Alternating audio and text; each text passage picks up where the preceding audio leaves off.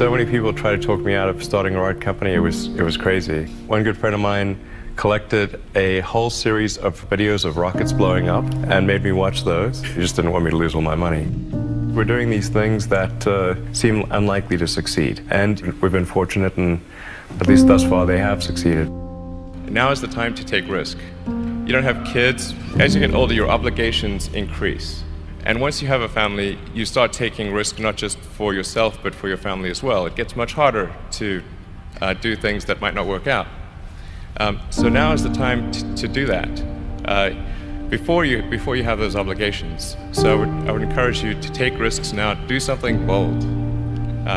You won't regret it. How did you figure you were going to start a car company and be successful at it? Well, I didn't really think Tesla would be successful. I thought we would most likely fail.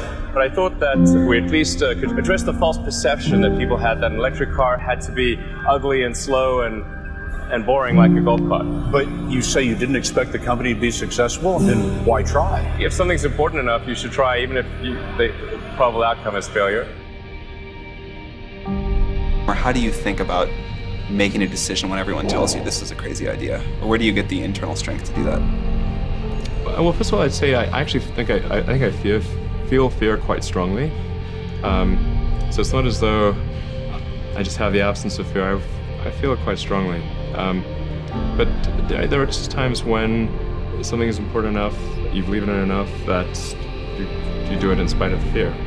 I think about what technology solution is necessary in order to achieve the particular goal, and then try to make as much progress in that direction as possible. I think being a multi-planet species and being out there among the stars is important for the long-term survival of humanity, and that's one reason.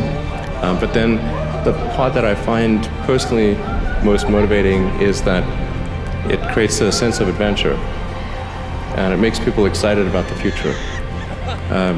If you consider two futures, one where we are forever confined to Earth until eventually something terrible happens, or another future where we are out there on many planets, maybe even going beyond the solar system, I think that second version is incredibly exciting and inspiring, and there need to be reasons to get up in the morning. Life can't just be about solving problems. Otherwise, what's the point? There's got to be things that people find inspiring and make life worth living. When my brother and I were starting our first company, instead of getting an apartment, we just rented a small office and we slept on the couch. And we showered at the YMCA, and we're so hot up we had one computer, so the website was up during the day and I was coding at night, 7 days a week, all the time. And I sort of briefly had a girlfriend in that period, and in order to be with me, she had to sleep in the office. So work hard, every waking hour. That's the thing I would say, particularly if you're starting a company. Whatever area that you get into, given that even if you're the best, there's always a chance of failure. So I think it's important that you really like whatever you're doing. If you don't like it, life is too short. If you like what you're doing, you think about it even when you're not working. I mean, it's something that your mind is drawn to.